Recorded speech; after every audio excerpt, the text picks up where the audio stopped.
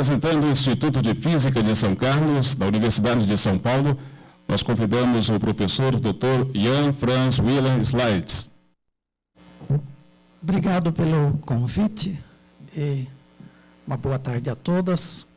Eu vou tentar dar um enfoque um pouco diferente, mas a experiência que eu vivi nos últimos 4 anos que ele estava na diretoria.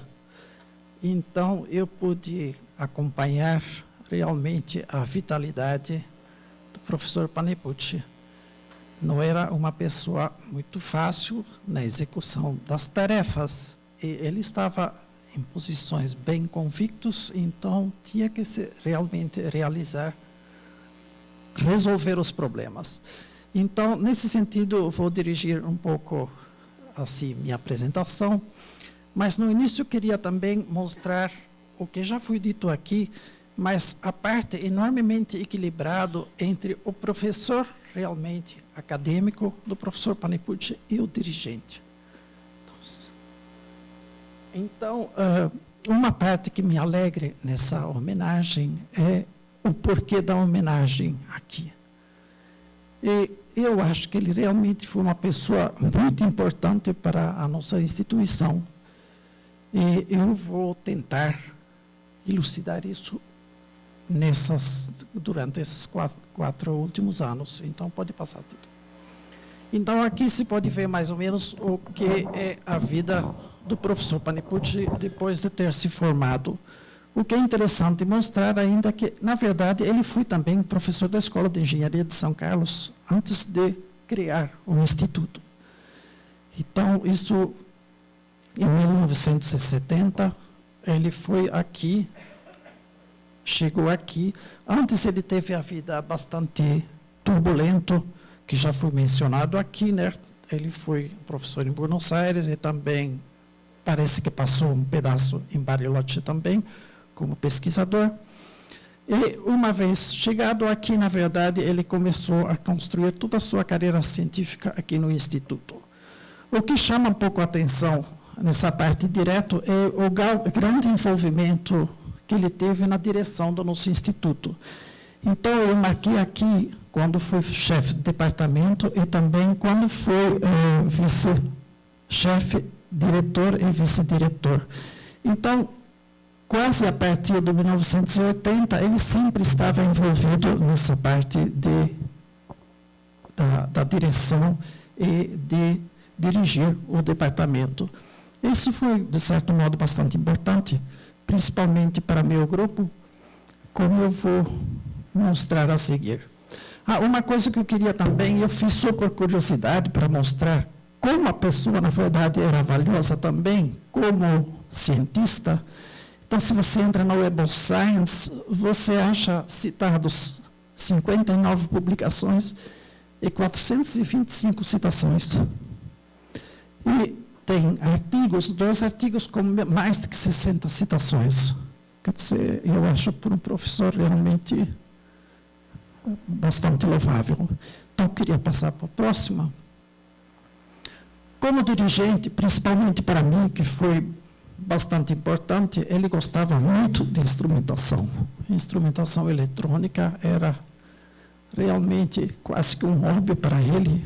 E eu acho que várias pessoas podiam compartilhar essa ideia. Então, quando eu cheguei aqui no Instituto, o professor Sérgio Mascarenhas falou para mim, não, você pode ficar aqui, era em 71.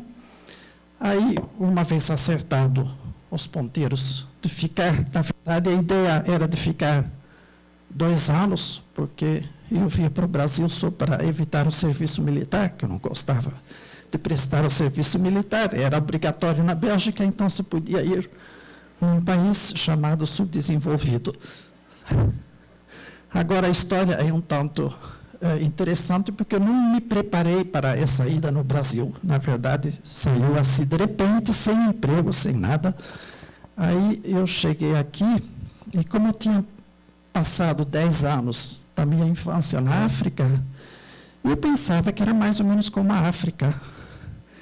Mas eu cheguei aqui, e realmente era digamos, para mim, como o primeiro mundo, os laboratórios, eu passei em São Paulo, fui na Politécnica e fui também em Campinas, para ver se tinha dinheiro para me sustentar alguns anos.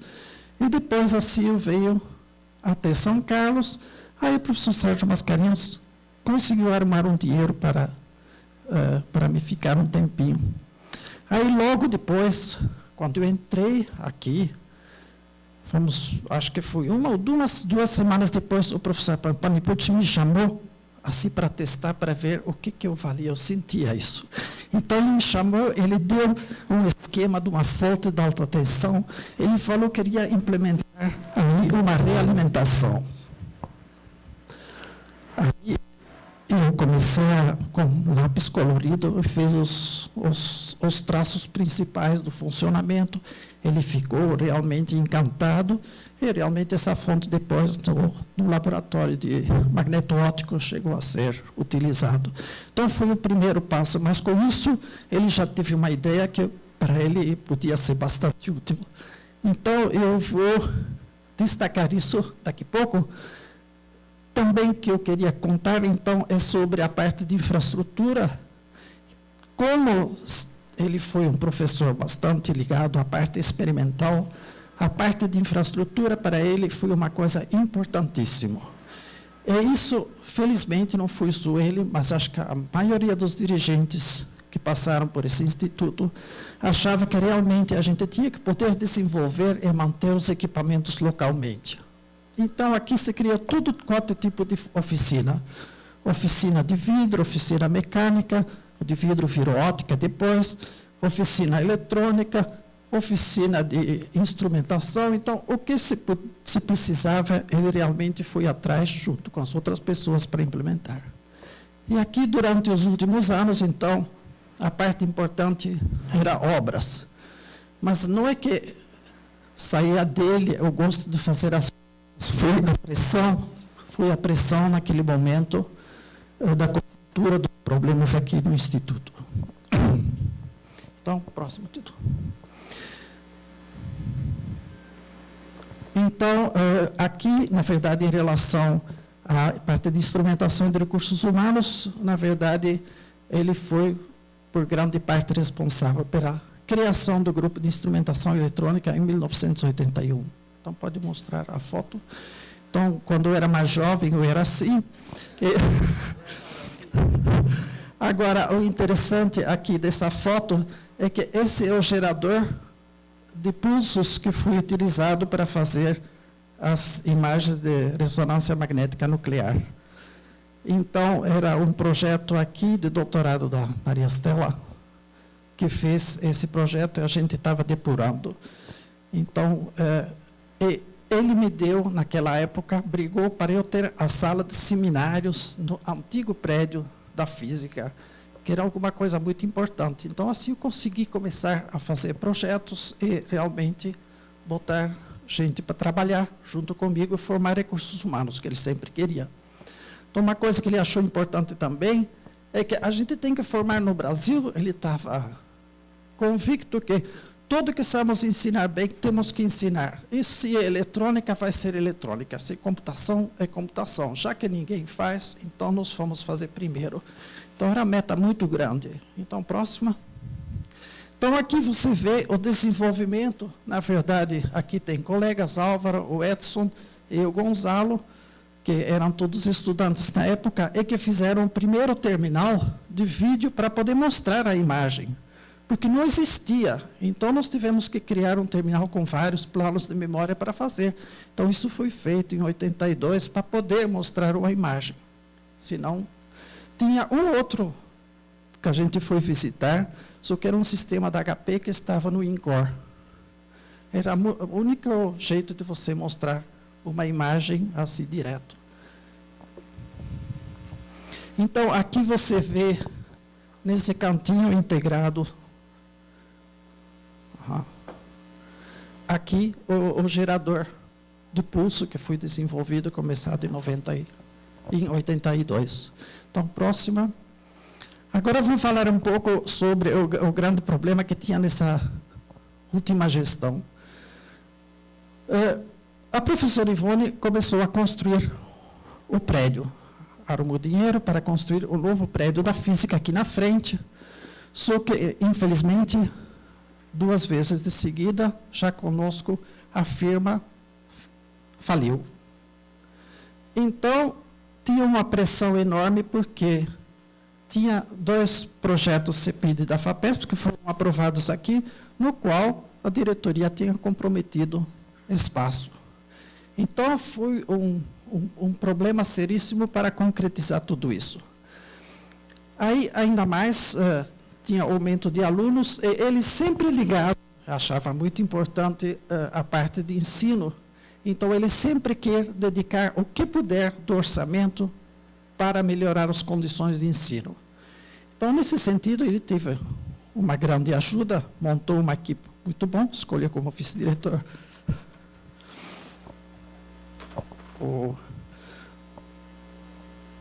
que ficou responsável para a parte de ensino acadêmico e que tocou grande parte disso do início, antes de virar pró-reitor.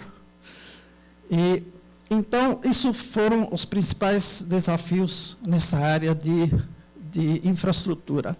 Agora, tudo isso temos que agradecer realmente uma pessoa extraordinária, que é o Adail, que, na verdade, fiscalizava todas as obras, coordenava, veio aqui contratar. E você não pode imaginar, mas é uma coisa monstruosa. Não tinha água, não tinha força, não tinha nem cabine de força. Os vários gabinetes tiveram que ser reformados completamente, porque era pequeno demais, era desses projetos padrão da Fundusp, que realmente não se encaixava em nada. Também na parte de biblioteca, teria que se fazer toda a infraestrutura. Felizmente, foram, nessa época, concedidos bastante recursos dos projetos de infraestrutura da FAPESP, dos quais os docentes aqui do Instituto ajudaram muito, e vários desses projetos viabilizaram, então, a construção dessa parte. Então, vamos lá na próxima. Então, esse prédio inteiro, na verdade, foi feito nessa gestão. Não foi erguido, mas foi preenchido e colocado água e força. Pode ir. Então, a pressão que deu foi esses 2 novos centros, certo? Um ligado à cristalografia, outro ligado ao grupo de óptica. Então, aqui você pode ver, para viabilizar espaço, os teóricos tinham que sair do prédio velho. Então, já foi criada uma área mais agradável para eles também, e você vê aqui o professor Panipucci sempre acompanhando as concretizações e também as discussões das obras. Ele era onipresente, não dava para fazer alguma coisa sem que ele desse o aval. Então, a próxima.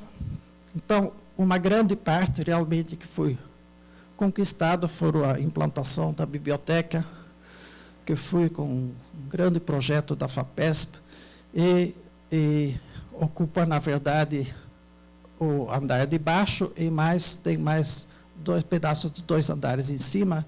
E, de novo, um enfoque muito importante, eu acho, é para os alunos. Tem um monte de lugarzinhos para estudar, tem aqui salas de grupo fechado, certo? Que eles podem desse lado também. Então, o que os alunos ganharam, quero realmente destacar. Então, próximo. Então, aqui você vê a sala o anfiteatro azul da física, que foi construído quase encostado no lugar onde tinha a diretoria. Então, a diretoria também teve que sair, destruiu-se essa parte e subiu no novo prédio. Então, ele gostava muito dessa parte do audiovisual também, coisas novas, então ele sempre fazia questão de equipar com o que havia na época do mais moderno. Havia, na parte de ensino, bastante problemas aqui ligado principalmente à biologia. Eu me lembro de discussões muito sérias onde colocar a biologia, e no final conseguiu-se arrumar um lugar bem adequado lá em cima, porque era muito complicado você cada vez remontar e retirar os microscópios. Então, foi uma das salas que foi reformulado lá embaixo. Lá em cima, quer dizer, no prédio. Então, para mostrar mais umas alterações que foram feitas lá embaixo, foram criadas também a sala para o aluno, com acesso aos micros, e do lado também tinha uma sala para fazer monitoria, onde eles podiam estudar. Então, aqui você vê o professor Richard dando aula, aqui você vê o professor Panipucci numa aula de física avançada, e aqui também deve ser uma experiência em ressonância. Então, próximo.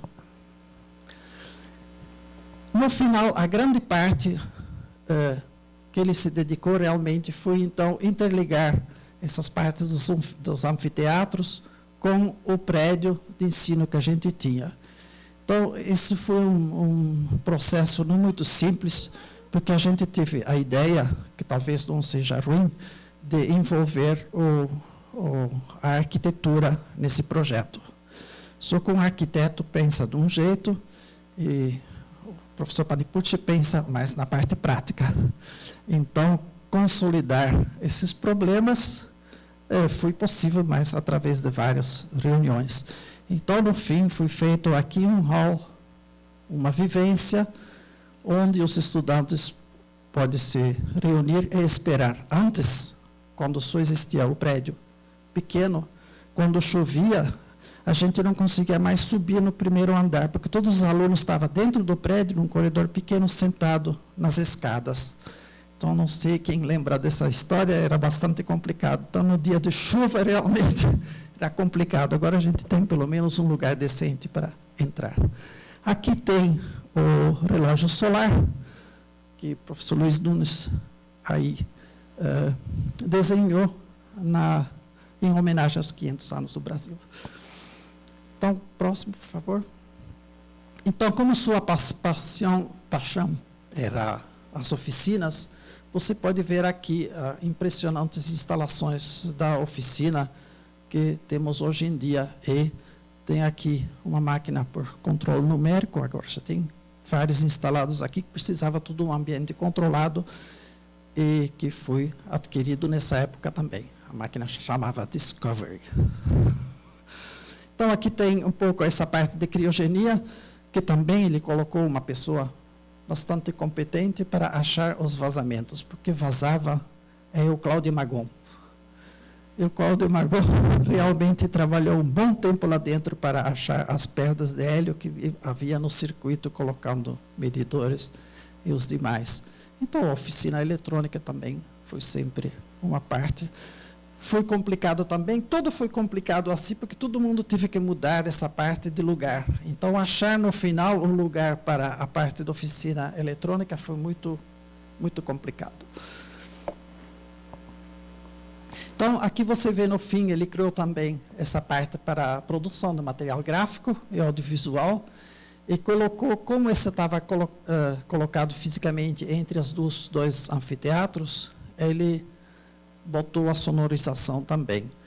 Isso, na verdade, tinha que ser resolvido mais tarde e colocar num lugar mais decente, mas, por enquanto, ainda continua lá, por falta de espaço. Então, próximo. Então, uma parte que foi polêmica também, como quase todos os probleminhas ligados aqui, é onde colocar a sessão de graduação e pós-graduação, porque ela era lá embaixo com o prédio, com os alunos. Então, foi uma discussão grande para colocar isso no novo prédio, e também não tínhamos previsto, na verdade, um lugar para colocar isso.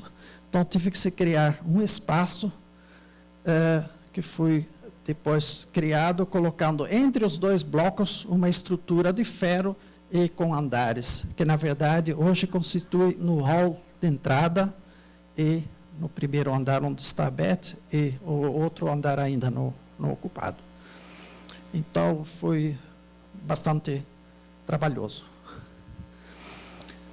Junto com isso, a gente ganhou também o projeto da FAPESP para a parte de informática, e, infelizmente, também a informática tinha que sair do lugar, e todos os servidores tinham que ir no novo prédio, então tive que interligar tudo por fibras, e nós fomos um pouco felizes com isso, com o Kakuda, o nosso técnico principal nessa área, em relação a redes, que nós realmente começamos como pioneiro com a cabeamento estruturado aqui. Então, desde a implantação do novo prédio, toda essa parte de telefonia e de rede está com cabeamento estruturado e fácil de alterar. Bom, mas chegando no final aqui, uma parte também polêmica, que ele já, na outra gestão, tentou implementar, era o famoso crachá. Então, quem lembra da história do crachá, tinha sempre a metade contra, a metade a favor, e no final o crachá venceu, mas venceu mais ou menos à força, porque ele implementou a ideia de catraco e de vigilância eletrônica, que na verdade foi uma coisa bastante louvável, porque a gente vinha sofrendo problemas de furto e problemas também de vigias. Então, no fim, vigias, para você alocar vigias, precisa vários, porque é noturno, diurno, e no fim era um problemão. Então, ele decidiu implementar câmeras. Então, aqui, o primeiro sistema que eu conheço foi o sistema importado, ainda com câmeras digitais e gravação em disco já magnético, com facilidades de busca e inteligência na gravação. Então, ele só grava quando a imagem muda, esses tipos. Também se pode procurar rapidamente. Então, vários casos já foram mais ou menos resolvidos ou comprovados, inclusive até fora, uma vez um roubo de bicicleta, que você conseguiu ver de quem for, e outros acontecimentos, também na biblioteca, que possui um sistema, mas ainda analógico. Então, aqui, no final, o que ele queria também, que ele achava importante, é construir o nosso próprio anfiteatro. E isso, na verdade, não era só de importância imediata assim, para a física, mas tinha importância estratégica, porque estava se discutindo a parte do Campus 2. E a USP já não queria mais construir nada aqui, porque já começou o professor Massola dizendo que qualquer alteração nesse campus ia ser proibido e tudo teria que ser construído no campus novo. Então, por isso foi feito um esforço meio grande, inclusive isso foi feito um projeto, um pré-projeto foi feito por conta do Instituto para provar a viabilidade, e depois foi iniciada a sua construção. Então, essa também acho que foi uma coisa importante que o professor Panipucci acionou, certo? Porque, na verdade, a física não tem um anfiteatro. Então, queria terminar aqui minha apresentação com a foto de, na época, nosso diretor e nosso vice-diretor, professor Luiz Nunes, responsável por essa parte acadêmica. E quero agradecer a todos a apresentação. Eu tenho mais, acho que não sei se vão mostrar uma foto, mas eu tenho uma foto antiga, mais uma, onde você vê professor Panipucci aqui, professor Ragusa e professor Roberto Lobo. E aqui, professor Sérgio Mascarenhas e Ivone Mascarenhas. Se faz só a próxima para mim? Então, você pode ver aqui, bem no início, quando o professor Panipucci chegou aqui no nosso instituto, professor Ragusa, professor Roberto Lobo. Então, quero agradecer a participação, foi uma honra para mim poder falar um pouco sobre suas conquistas aqui para o Instituto.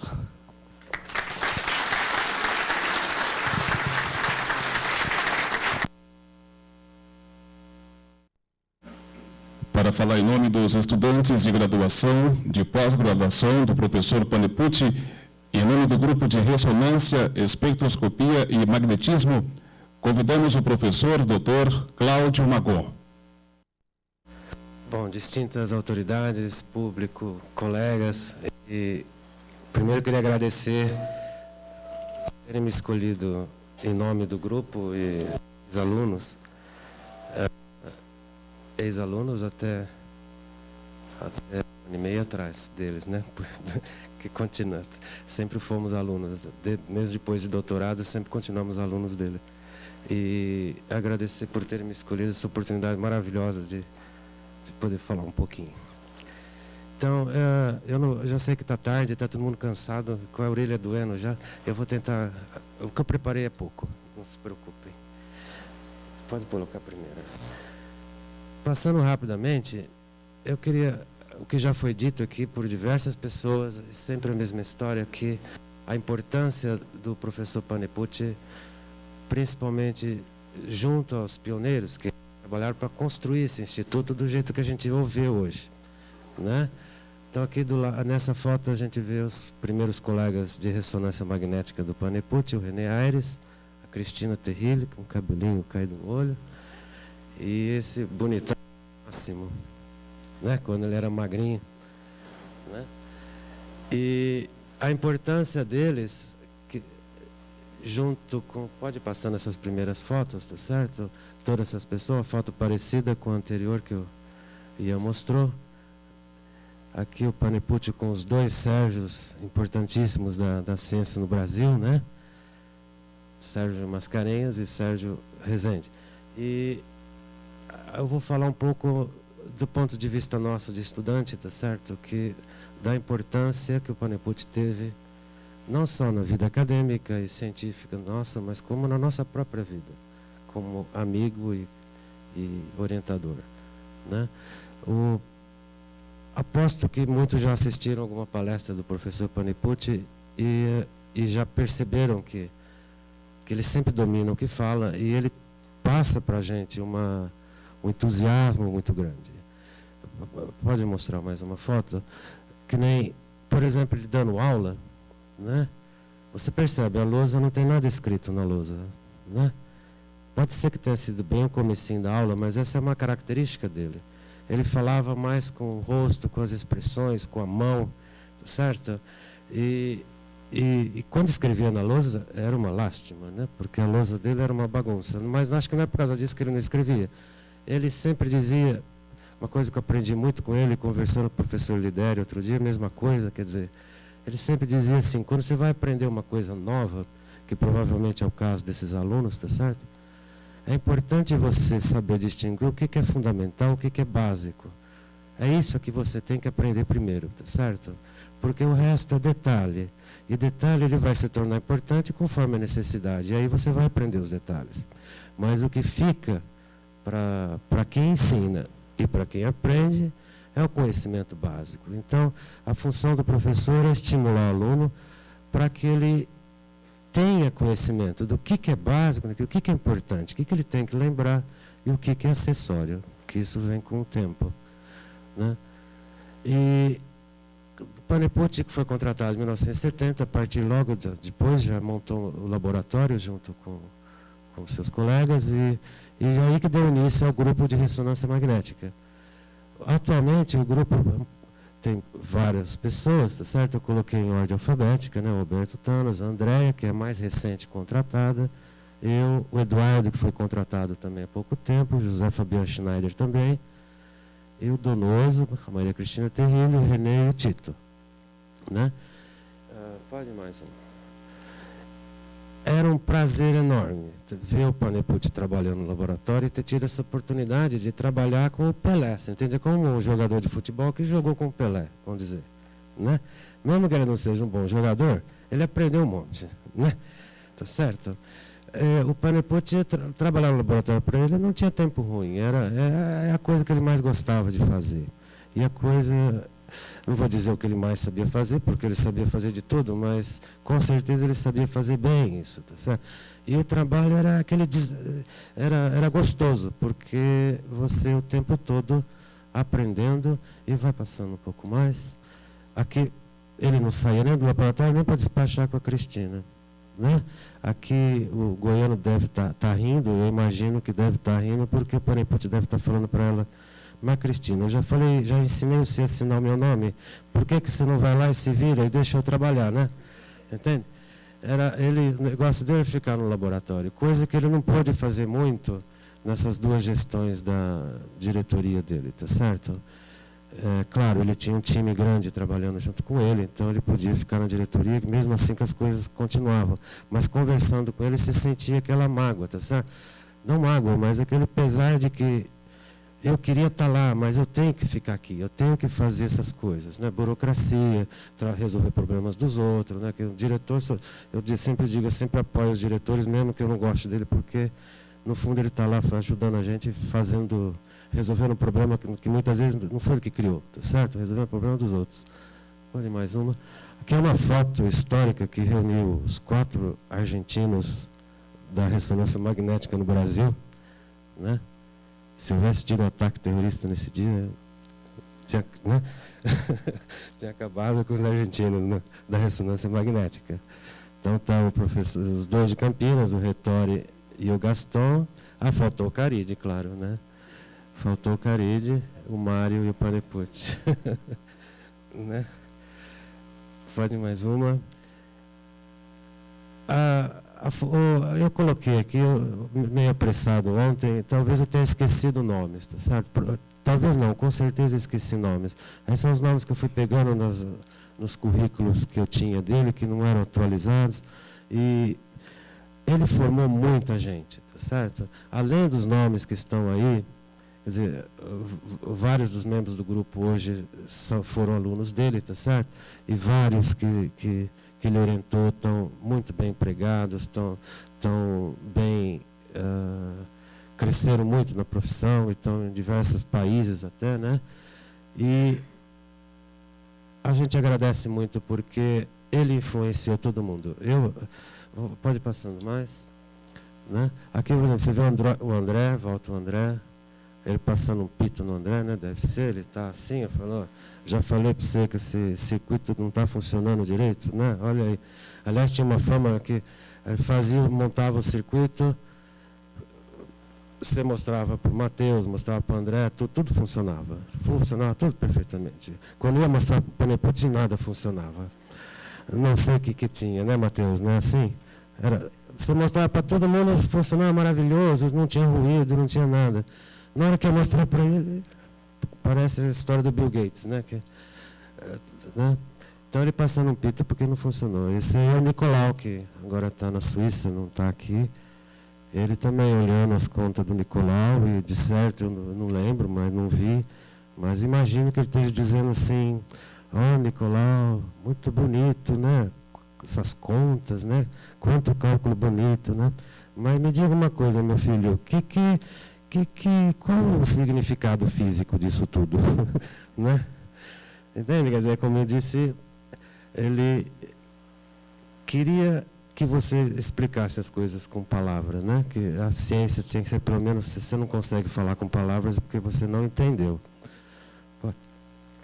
Aqui, olha o Matheus.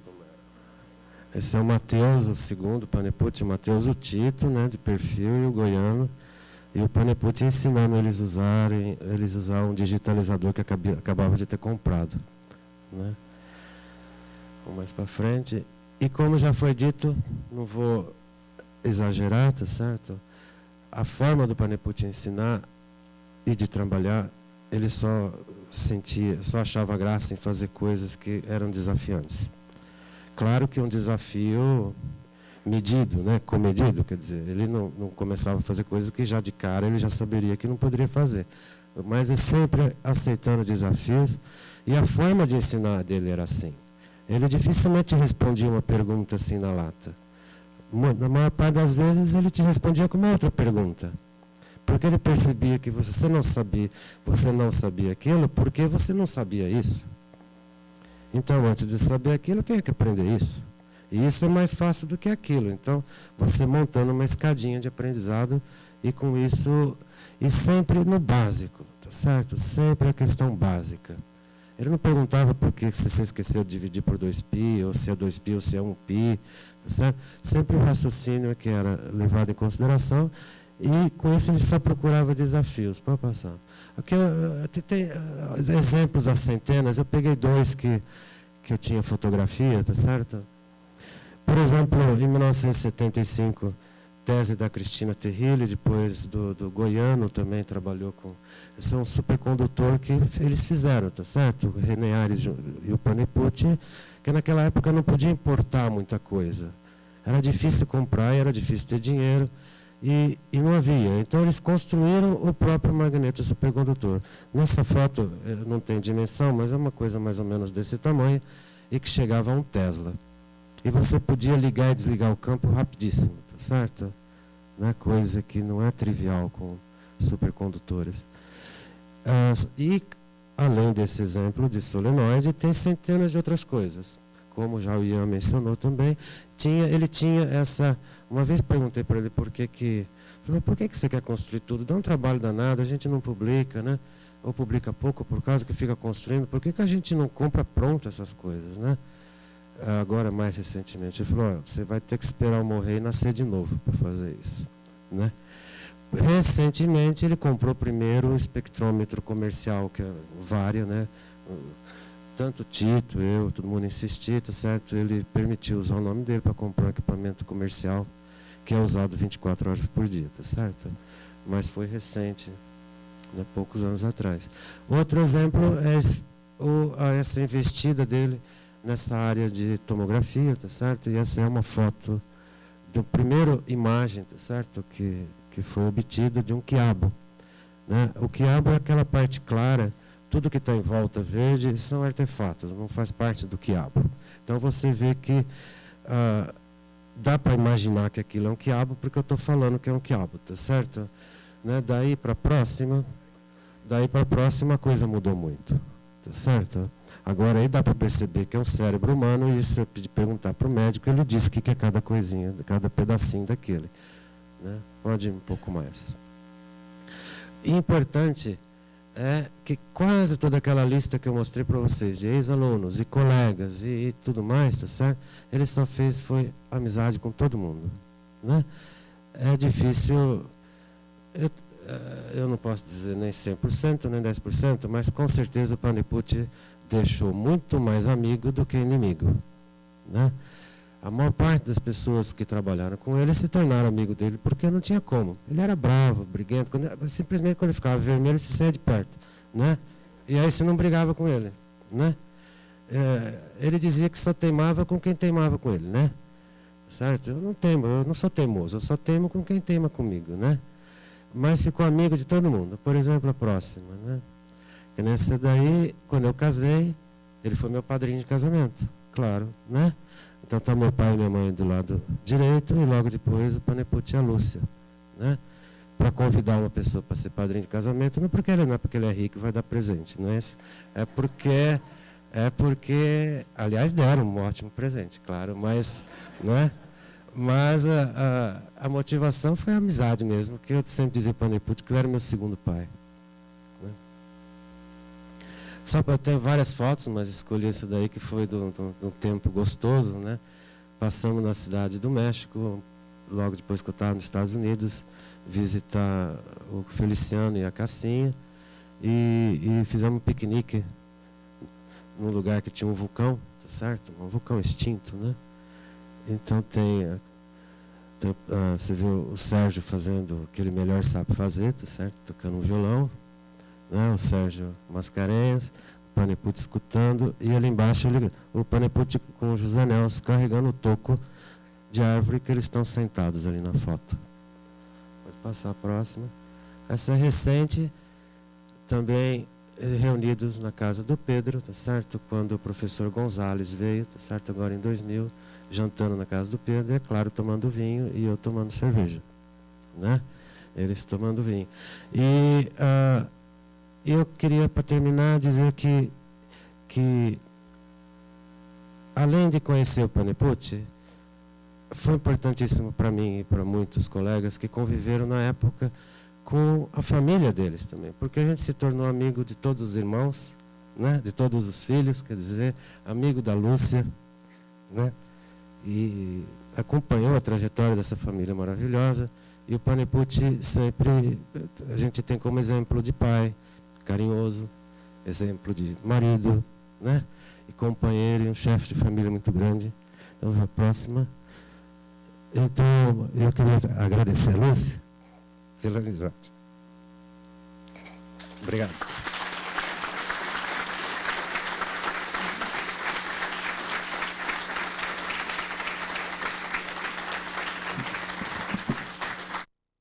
Nós solicitamos a presença da professora doutora Andréa Simone Stucchi de Camargo, do Grupo de Ressonância, Espectroscopia e Magnetismo, do Instituto de Física de São Carlos, Universidade de São Paulo, para prestar uma homenagem à senhora Lúcia Panepucci.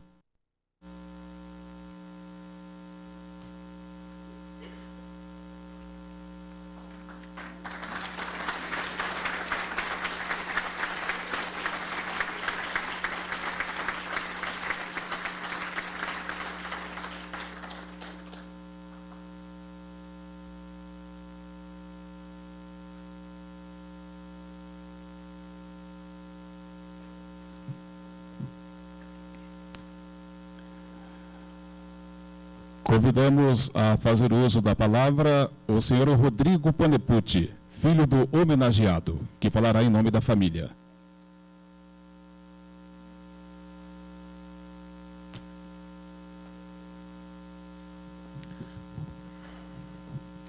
Bom, eu quero agradecer em nome dos outros irmãos, né, meus irmãos, para falar um pouco. Eu não podia deixar de falar, né? Acho que alguém tinha que falar. Bom. E acho que todo mundo falou como aluno, né, como administrador, e eu quero passar um pouco do que ele foi como pai, né? Ele também desafiava a gente sempre. Ele também sempre incutiu a vontade, a curiosidade sobre tudo que a gente via e fazia. Eu mesmo até quebrava brinquedos para saber o que tinha dentro, né? E não conseguia montar, mas era uma coisa que ele sempre estava lá. A gente tinha curiosidade de alguma coisa, ele ia lá e fazia um motor elétrico, ele ia lá, montava com a gente, fazia coisas incríveis, né? E ele sempre passava isso. E qualquer coisa, de mecânica a qualquer coisa, ele ia lá e explicava como que funcionava o motor, tinha uma mobilete, eu ia lá junto com ele, a gente botava para funcionar.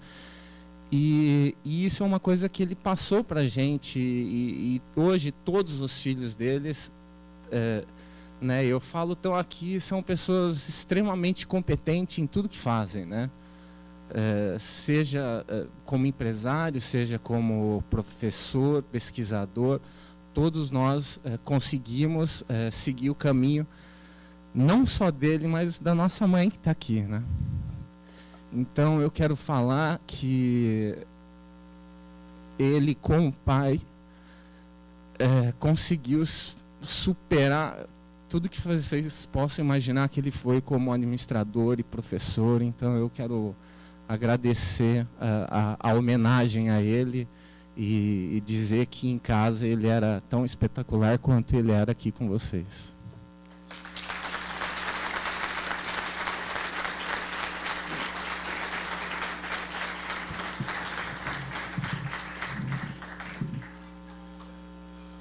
Nós convidamos agora o professor Roberto Mendonça Faria, diretor do Instituto de Física de São Carlos, para o encerramento desta cerimônia.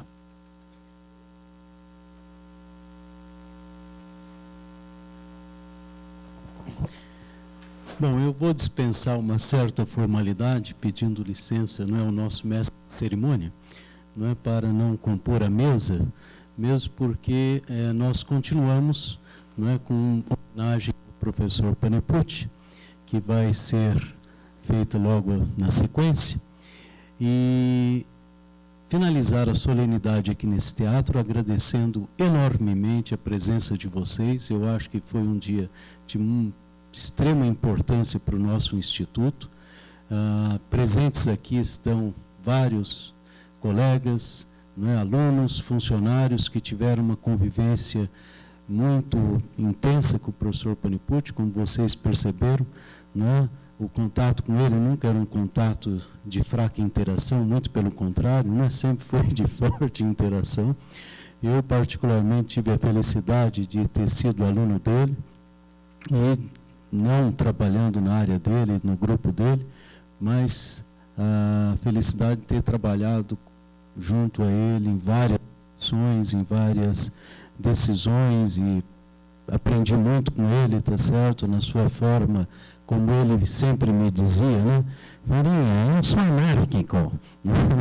Quer dizer, ele conseguia resolver as coisas sem método, e nós não, tá certo? Nós tínhamos que ter os nossos critérios, a nossa organização, o nosso método, e ele tinha capacidade, tá certo, de ir resolvendo a coisa no estilo dele. E era muito único isso, tá certo? O que não deixava a gente, tá certo, sem aquela admiração particular, né? Eu participei por vários anos no Conselho Universitário junto com ele, então nós viajávamos pelo menos uma vez por mês juntos a São Paulo, e invariavelmente ele falava: Faria, me conta o que tem na pauta. Ele não havia lido a pauta, me conta. Aí eu falava: não, professor, tem isso, aquilo. Ah, interessante. Aí ele dava uma corrida rápida e ele influenciava, né, muito as decisões do Conselho Universitário, como o próprio Bafa já ressaltou aqui. Era uma grande liderança da universidade, não só da nossa instituição.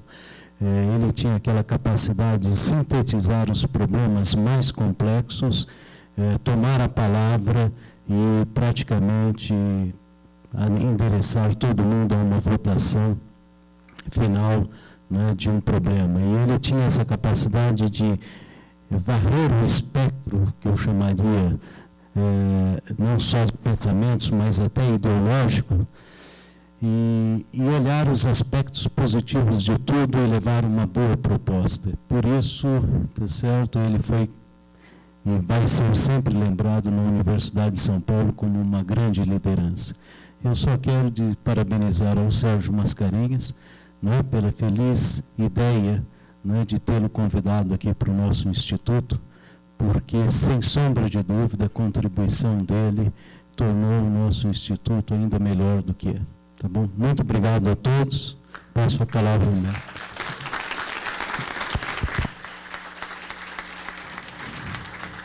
Bom, nesse momento, então, convidamos a todos os presentes para participarem do descerramento das placas que acontecerá nos locais que, a partir de hoje, passarão a ser denominados de Anfiteatro Professor Horácio Carlos Panipucci e Espaço de Vivência Professor Horácio Carlos Panipucci. Para isso, solicitamos que todos se dirijam ao prédio do Laboratório de Ensino do Instituto de Física de São Carlos. E, após esse ato, haverá um concerto da Camerata de Cordas da UFSCar. E em seguida será servido aos presentes um coquetel no Espaço de Vivência Professor Horácio Carlos Panipucci, do Instituto de Física de São Carlos. Agradecemos a presença de todos vocês. Muito obrigado a todos.